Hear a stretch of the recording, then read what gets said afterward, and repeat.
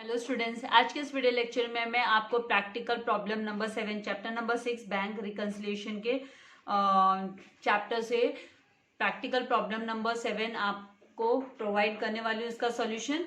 तो इसका explanation start करने से पहले मैं आपसे रिक्वेस्ट करूंगी कि अगर अभी तक आपने चैनल को सब्सक्राइब नहीं किया तो चैनल को सब्सक्राइब कर बेल आइकन बटन को प्रेस कीजिए ताकि आपको लेटेस्ट वीडियो के नोटिफिकेशंस मिलते रहे। वीडियो को लाइक करना एंड शेयर करना नहीं भूलना है। डियर स्टूडेंट्स, यहाँ पर जो प्रैक्टिकल प्रॉब्लम नंबर 7 है, ये यहाँ पर आप लोगों को कोई टेबुलर फॉर्म नहीं दिया है। इससे पहले मैंने प्रैक्टिकल प्रॉब्लम नंबर 1 आपको सॉल्व करवाया था। अगर आपने वो नहीं देखा है तो वो वीडियो भी जरूर से देखिएगा। तो उसमें है ना आपको टेबुलर फॉर्म में मतलब आपको है ना एक्सट्रैक्ट दिया हुआ था बैंक कॉलम का, कैश बुक का एक्सट्रैक्ट एंड आपको पासबुक का एक्सट्रैक्ट दिया हुआ था। एंड फिर वो कॉमन पीरियड का था, कॉमन पीरियड के एक्सट्रैक्ट से। तो आप लोगों को अनकॉमन आइटम्स को लेकर आपको जो डिफरेंसेस अराइज होते हैं, डिफरेंसेस अराइज होने के कारण उनको नोट डाउन करना था। अभी इसमें कैसे दिया है, इसमें आपको स्टेटमेंट्स दिया है ना, तो आपको कोई टेबुलर फॉर्म बनाया हुआ है। तो यहाँ पर बोला कि ऑन 31 जनवरी 2018 को bank balance as per cash book, bank balance as per cash book 40,000 आपको दिया है, but passbook was showing some other balance, लेकिन पासबुक में कुछ अलग ही बैलेंस, अदर बैलेंस ही दिखाई दे रहा है। So following were the causes of difference. तो वो कारण क्या है, पासबुक में अदर बैलेंस दिखने का कारण क्या है, मतलब पासबुक का बैलेंस हमको इसका मतलब पता करना है। यहाँ पे ना तो पासबुक का बैलेंस हमको दिया है, तो मतलब हम है ना कैश बुक के बैलेंस को बेस अमाउंट लेते हुए, bank balance as per cash book लेते हुए हम लोग इसको स्टार्टिंग में अमाउंट को लिखेंगे। टेबुलर फॉर्म में उनको तैयार करना है, पर्टिकुलर अमाउंट रुपीज करके आप लोगों को फॉर्मेट रेडी रखना है। एंड फिर आपको देखना है कि कौन कौन से आइटम्स इसमें से जो है वो ऐड होंगे बैंक बैलेंस में और कौन से लेस होंगे। तो हम लोगों को याद रखना है कि जितने भी इशूड होते हैं चेक्स लेकिन वो प्रेजेंट नहीं होते पेमेंट्स के लिए, तो वो ऐड होता है। अगर कोई इंटरेस्ट है ना बैंक क्रेडिट कर देती है, डायरेक्टली क्रेडिट कर देती है, तो वो ऐड होता है। अगर कोई डिपॉजिट्स डायरेक्टली हो जाते हैं अगर बैंक में, तो वो है ना ऐड होता है। जब क्योंकि उसमें क्या होता है, इसमें कारण क्या होता है कि जो अकाउंटेंट होता है, जो बिजनेसमैन होता है, उसको पता नहीं होता है जो डायरेक्टली जो डिपॉजिट हो जाता है बैंक के खाते में, इंटरेस्ट वगैरह क्रेडिट हो जाता है बैंक अकाउंट में बिजनेस के, तो पता नहीं होता है। इसीलिए उसके ना कैश बुक में वो मेंशन नहीं रहता है। इसीलिए ये जो अनमेंशन्ड आइटम्स है, जो मेंशन नहीं हुई है, तो उनको हमें ऐड करना होता है। और साथ ही में जो जो चेक है ना इशू कर दिए, मतलब सामने वाले किसी पार्टी को, बंदे को दिए, लेकिन अभी तक बैंक में से बैलेंस डिडक्ट नहीं हुआ है, लेकिन हमने कैश बुक में उसको डिडक्ट करके हमने पहले ही ये उसको दिखा दिया है, तो हमको जो है ना इशू नहीं, इशूड चेक प्रेजेंट नहीं होते, तो उनको हमको ऐड करना होता है। तो यहाँ पे हम देखते हैं कि सबसे पहला जो ट्रांजैक्शन है, cheques issued for 1 lakh rupees in January 2018, जनवरी 2018 में 1 लाख का चेक इशू किया गया, अलग अलग बंदे को दिया होगा, but cheques of rupees 50,000 only, खाली 50,000 का ही चेक प्रेजेंट हुआ बैंक में, only presented to bank for payment before January 31 2018। तो जनवरी 31 तक खाली है ना 50,000 का ही इशू किए हुए चेक है ना प्रेजेंट हुए बैंक में, मतलब 50,000 का ही पेमेंट कर गया है, विड्रॉवल हुआ है। तो हमको यहाँ पर है ना 50,000 का जो डिफरेंस अराइज होता है, वो हमको check issued but not presented for payments कर हमको ये है ना ऐड करना पड़ेगा, क्योंकि हमको कैश बुक में हम माइनस दिखा चुके हैं 1 लाख, तो 1 लाख की बजाय खाली 50,000 ही माइनस होना चाहिए था, तो 50,000 हमको ऐड करना होगा। फिर सेकेंड जो ट्रांजेक्शन उसमें बोला cheques send to bank for collection, bank को कलेक्ट करने के लिए है ना चेक्स दिए, 2 लाख रुपए के चेक्स दिए, out of which cheques of 80,000 only credited, तो उसमें से है ना खाली 80,000 के चेक ही क्रेडिट हुए, मतलब हमारे खाते में है ना क्रेडिट हुआ है अमाउंट 80,000 का ही है ना बैंक बिजनेस के खाते में क्रेडिट हुआ है। तो मतलब 1,20,000 अभी तक क्रेडिट नहीं हुआ है, और हमने क्या किया, कैश बुक में उसको रिकॉर्ड कर लिया कि भाई 2 लाख रुपया आ गया करके, कलेक्शन के लिए गया है करके। तो इसका मतलब हमको है ना लेस कर दिखाना होगा 1,20,000, क्योंकि 2 लाख और 80,000 के बीच का जो डिफरेंस है 1,20,000 का है। 1,20,000 अभी तक है ना डिपॉजिट तो किया, लेकिन वो क्लियरिंग नहीं हुआ है, वो अमाउंट क्लियर नहीं हुआ है, वो है ना डिपॉजिट नहीं हुआ है बैंक में, इसीलिए 1,20,000 को हमको माइनस माइनस करना होगा। देन उसके बाद में यहाँ पे थर्ड ट्रांजेक्शन में बोला है कि following entries were shown in the passbook, कुछ नीचे दी हुई एंट्रीज पासबुक में दिखाई गई है इन जनवरी 2018 में, but no corresponding entries were made in cash book. लेकिन ये एंट्रीज है ना कैश बुक में, इनकी एंट्रीज ही नहीं है। तो अब हमको चेक करना होगा कि कौन सी एंट्री है ना कैश बुक में ऐड में आए, मतलब यहाँ पर जो बैंक रिकंसिलिएशन स्टेटमेंट हम बना रहे हैं तो उसमें कौन सी एंट्री ऐड होगी और कौन सी लेस होगी। तो यहाँ पर पेमेंट ऑफ 6400 बाय बैंक ने 6400 का पेमेंट किया for electricity bill bye ECS कर दिया। तो मतलब ये रिकॉर्ड नहीं हुआ था, तो ये तो हमने हमारे जो कैश बुक हमने बनाई उसमें बैंक कॉलम ने हमने उसको माइनस नहीं किया हुआ है। इसका मतलब इलेक्ट्रिक बिल, जो इलेक्ट्रिसिटी का बिल पेड बाय बैंक, वो हमको लेस करना होगा 6400 का। तो ये माइनस में जाएगी ये आइटम। तो इनका है ना, मैं इन शॉर्ट आपको वर्किंग नोट भी बताने वाली हूँ कि कैश बुक में कौन से ऐड होते हैं, कौन से माइनस होते हैं और कौन से जो है माइनस और प्लस वाली आइटम्स है, तो वो मैं आप लोगों को बताने वाली हूँ। फिर यहाँ पर देखिए interest credited by bank, bank में इंटरेस्ट क्रेडिट हुआ। कितने का इंटरेस्ट क्रेडिट हुआ? बैंक हमारे बैंक खाते में 12,000 का इंटरेस्ट, मतलब ये डायरेक्टली क्रेडिट हो गया। तो मतलब है ना बिजनेसमैन को पता नहीं था तो उसने है ना कैश बुक में है ना रिकॉर्ड नहीं किया इसको। तो कैश बुक में इसको रिकॉर्ड करने के लिए इससे जो है ना बैलेंस इंक्रीज होना चाहिए, राइट, बैलेंस इंक्रीज होना चाहिए, इसीलिए इंटरेस्ट क्रेडिटेड को हम है ना ऐड करेंगे, 12,000 को हमको ऐड करना होगा, क्योंकि ये डिपॉजिट हुआ है तो इसको हमको 12,000 को ऐड करना होगा। देन उसके बाद में नेक्स्ट यहाँ पर बोला बैंक डेबिटेड कमीशन 1,000 डेबिट किया एंड बैंक चार्जेस 600 रुपया डेबिट किया। तो मतलब है ना यहाँ पर 1,600 से है ना बैंक बैलेंस डिक्रीज हुआ। बैंक बैलेंस तो डिक्रीज हो गया, पासबुक में इसकी एंट्री आ गई कि भाई ये डिक्रीज हो गया, लेकिन है ना बिजनेसमैन ने अपने कैश बुक में है ना इसको रिकॉर्ड नहीं किया हुआ है बैंक के अंडर में। तो हमको है ना इसको लेस कर दिखाना होगा, commission debited by bank and ये जो चार्जेस डिडक्टेड बाय बैंक 1,600 हमको लेस के यहाँ पर दिखाना होगा। फिर लास्ट आप देखोगे यहाँ पर कि direct deposit made by customer ने डायरेक्ट डिपॉजिट किया 1,000 का बाय एनईएफटी किया टू आवर अकाउंट। तो हमारे खाते का बैलेंस हमारा इंक्रीज हो गया। तो पासबुक में तो 1,000 इंक्रीज दिख रहा है, लेकिन हमारे bank balance as per cash book में नहीं है, तो इसीलिए इसको हमको डायरेक्ट जो डिपॉजिट हुआ है उसको हमको ऐड करना होगा 1,000 को। तो इस तरीके से ये जो बैंक रिकंसिलिएशन स्टेटमेंट में जो डिफरेंसेस आने वाले हैं, और जो पहली जो आइटम का जो डिफरेंस होगा, पहली वाली आइटम का डिफरेंस होगा वो हमको ऐड करना होगा। देन सेकंड जो ट्रांजेक्शन है उसका डिफरेंस हमको लेस करना होगा।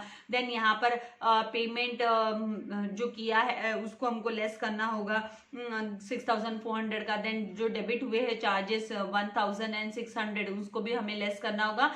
एंड ये जो इंटरेस्ट क्रेडिट हुआ है 12,000 का एंड ये जो 1,000 डायरेक्ट डिपॉजिट है वो हमें ऐड करना होगा।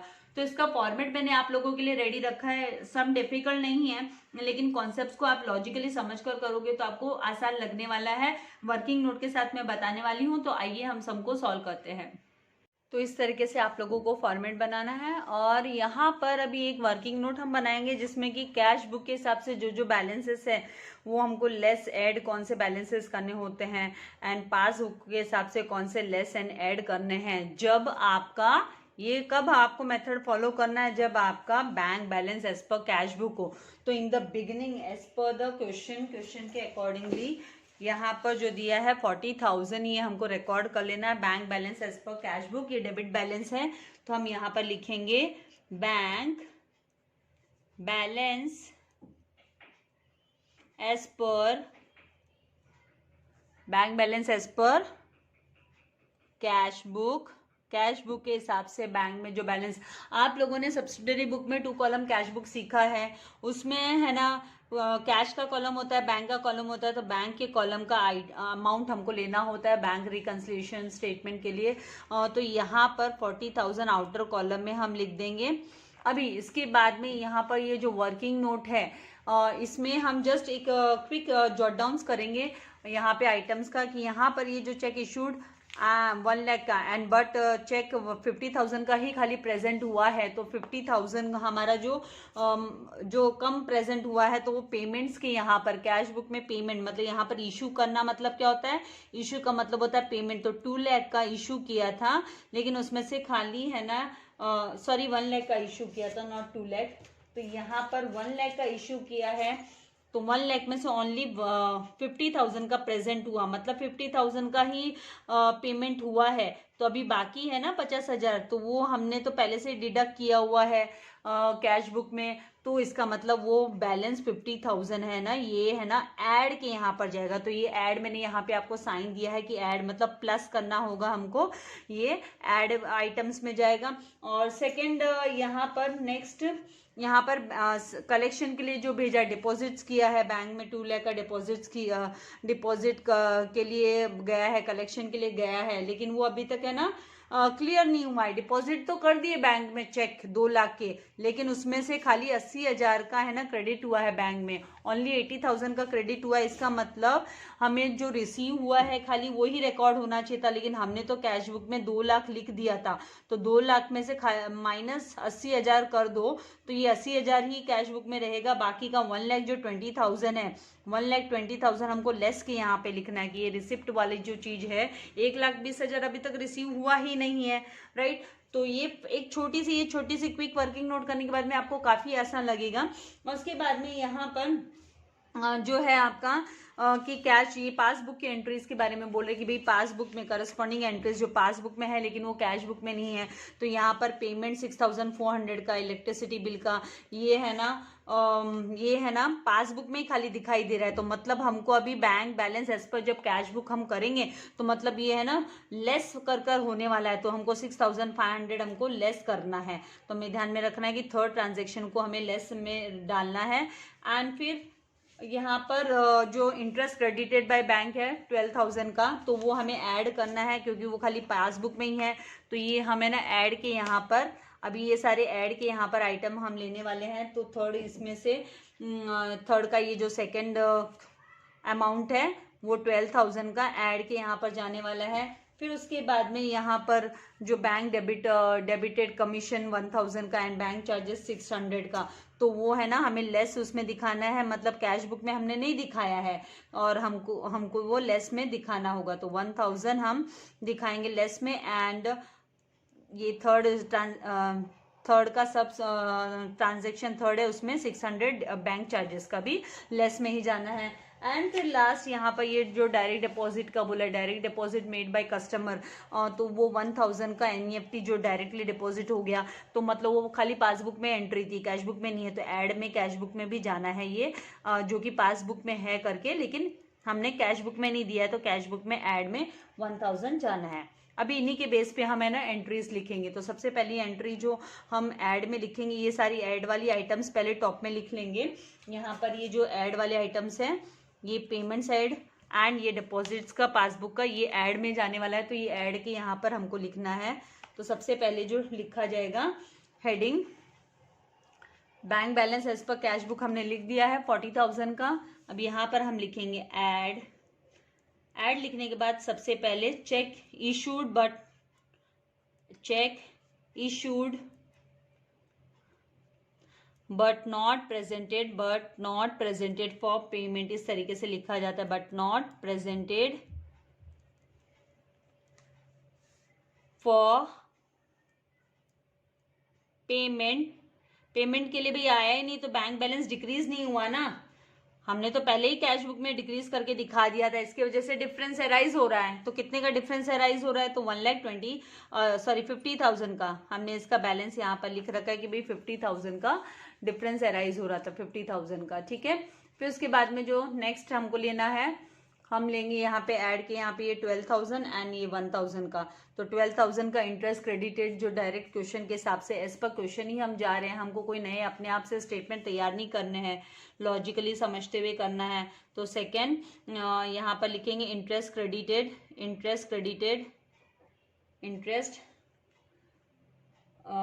Credited by bank but not recorded, लेकिन ये रिकॉर्ड नहीं हुआ, but not recorded in cash book में रिकॉर्ड हुआ ही नहीं। सीबी लिख देती हूँ, सीबी मतलब कैश बुक में ये रिकॉर्ड नहीं हुआ है बैंक के कॉलम में। 12,000 का यहाँ पर रिकॉर्ड नहीं हुआ है, 12,000 का इंटरेस्ट का अमाउंट। एंड नेक्स्ट जो 1000 का ये ऐड में डालना है हमको डायरेक्ट डिपॉजिट, पासबुक में है लेकिन कैश बुक में नहीं है, कैश बुक में रिकॉर्ड नहीं हुआ है, तो 1000 का हमको ये आइटम्स थे वो कैश बुक में रिकॉर्ड हुए हुए आइटम्स थे, तो रिकॉर्ड हुए हुए आइटम्स में पेमेंट में रिकॉर्ड कर दिया, लेकिन अभी तो उतना पेमेंट होना तो बाकी है, इसीलिए इसको ऐड किया। और यहाँ पर पासबुक में है लेकिन कैश बुक में नहीं है, तो इनको ऐड करना है रिसिप्ट जो पासबुक में डिपॉजिट हो गए हैं, तो 1000 का हम दिखाएंगे। रिपीट करती हूँ आप लोगों के फायदे के लिए, रिपीटेशन करती हूँ ताकि क्वेश्चन हर एंगल से आपको समझ में आ जाए। There are varieties of way to understand. तो direct deposit made by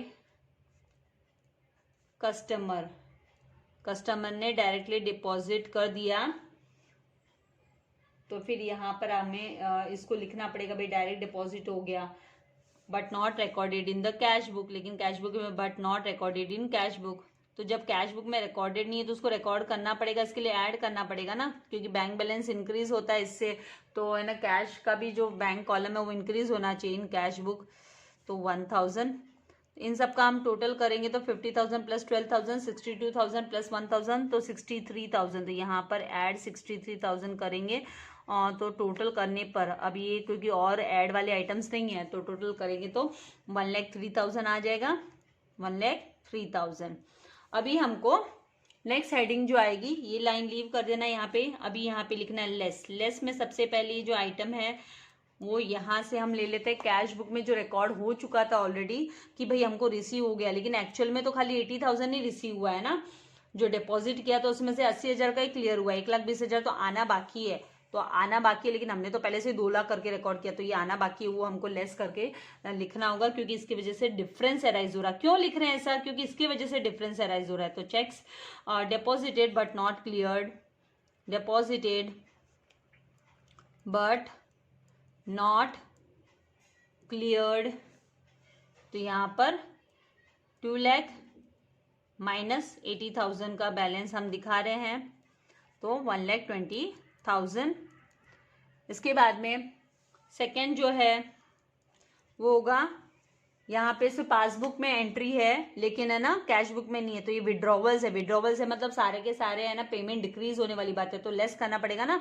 cash book के बैंक कॉलम में लेस होगा, पेमेंट साइड में दिखा नहीं देना है, तो 6,400 एंड 1,600 की हमको एंट्री दिखानी, तो 6,400 जो इलेक्ट्रिसिटी बिल का है, तो electricity bill paid by bank not recorded in cash book, तो इलेक्ट्रिसिटी बिल, इलेक्ट्रिसिटी हम अपनी मर्जी से कुछ नहीं ले रहे हैं, हम इंस्ट्रक्शंस के हिसाब से जा रहे हैं। Electricity bill paid by bank but not recorded, not, तो जो भी पेमेंट किए जाते हैं लेकिन जब कैश बुक में रिकॉर्ड नहीं होते हैं तो फिर उनको हमें लेस करना होता है, तो यहाँ पर हम 6,400 लेस के यहाँ पर लिखेंगे। फिर थर्ड यहाँ पर जो आएगा वो आएगा 1,000 का जो कमीशन वाला है, तो commission debited by bank, bank ने डेबिट कर लिया मतलब बैंक खाते से हमारा माइनस हो गया, डिडक्ट हो गया। डेबिट कर लेना मतलब माइनस हो जाना। आपने सुना होगा पापा बोलते हैं, आपकी मम्मी बोलती हो कि सैलरी क्रेडिट हो गई बैंक अकाउंट में, क्रेडिट हो जाना मतलब बैंक बैलेंस इंक्रीज होना, डेबिट हो जाना मतलब कम होना। तो जब डेबिट हो गया कमीशन तो इसका मतलब चार्जेस कट हुए हैं, बैंक बैलेंस डिक्रीज हुआ, तो bank debited commission, debited commission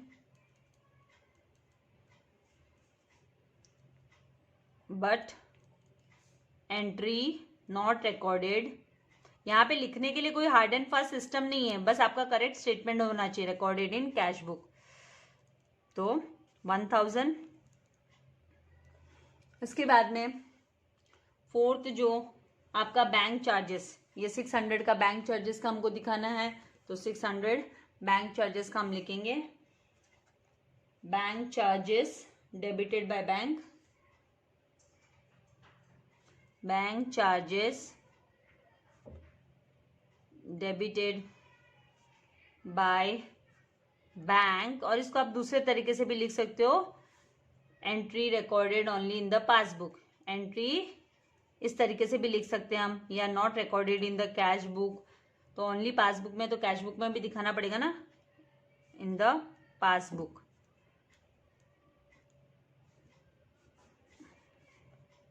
Only इस तरीके से। तो यहाँ पर 600 टोटल, इनको सबको सम अप करेंगे तो जो अमाउंट होगा टोटल करने पे, तो यहाँ पे 1,20,000 प्लस 6,400 मतलब 1,26,400, 1,27,400 एंड फिर यहाँ पर 1,28,000। तो 1,28,000 आप देखोगे कि ऊपर आपका अमाउंट जो है 1,03,000 है ऐड वाला, और आपका जो अमाउंट आ रहा है वो 1,28,000 आ रहा है। तो ये अमाउंट ज़्यादा है, तो मतलब लेस वाला जो अमाउंट है वो आपका मोर है, तो नेगेटिव बैलेंस हो गया, ये नेगेटिव बैलेंस हो गया। तो इसको हम ब्रैकेट में ले लेते हैं, ये हमको वैसे भी माइनस करना है और ये नेगेटिव बैलेंस है, तो हमारे पास जो बैलेंस बचेगा वो लेस वाला बैलेंस बच रहा है, मतलब जो माइनस वाला बैलेंस है वो बच रहा है। तो 1,28,000 माइनस 3,000 करेंगे तो 25,000। और जब भी है ना आपका लेस वाला अमाउंट जब ज्यादा दिखाई देता है तो मतलब आपका है ना bank balance as per passbook जो होगा वो डेबिट बैलेंस होगा, that will be debit balance. इसका मतलब बैंक ओडी क्रिएट हो रही है, इसका दूसरा मीनिंग होता है कि बैंक ओवरड्राफ्ट क्रिएट हो रहा है। तो यहाँ पर हम लिखेंगे bank balance as per passbook, और वो कौन सा बैलेंस शो कर रहा है, तो वो डेबिट बैलेंस शो कर रहा है। वो जो बैलेंस शो कर रहा है वो डेबिट बैलेंस शो कर रहा है। 25,000 डेबिट साइड ज़्यादा हो रहा है, इसका मतलब 25,000 शो कर रहा है, इस तरीके से हमको लिखना है। तो ये ओडी है, तो आप ब्रैकेट में यहाँ पे लिख लीजिए कि ओवरड्राफ्ट एज पर पासबुक, इसका मतलब होता है ओवरड्राफ्ट एज पर, क्योंकि ये नेगेटिव अमाउंट है, ये जो अमाउंट आपका आया नेगेटिव आया है, तो बैंक ओवरड्राफ्ट क्रिएट हो गया है। तो overdraft as per passbook, overdraft as per passbook मतलब डेबिट बैलेंस होता है, मतलब विड्रॉवल ज्यादा है, विड्रॉवल इज मोर। तो इस तरीके से आपको सम करना है। तो आई होप आपको पूरा कॉन्सेप्ट समझ में आ गया है। आपको चाहिए तो इस सम के सॉल्यूशन के आप स्क्रीनशॉट ले सकते हैं। इसी तरीके से मैं आप लोगों के लिए वीडियो अपलोड करते जाऊंगी, आप लोगों को अपने फ्रेंड्स के साथ भी शेयर करना है। एंड चैनल को सब्सक्राइब कर बेल आइकन बटन को प्रेस कर देना है। इसके लिए आपको कोई पेमेंट नहीं करना है, जस्ट आपको नोटिफिकेशन टाइम टू टाइम मिलते रहे, नए वीडियोज़ के अपडेट्स आपको मिलते रहे। Thank you very much, God bless you all dear students.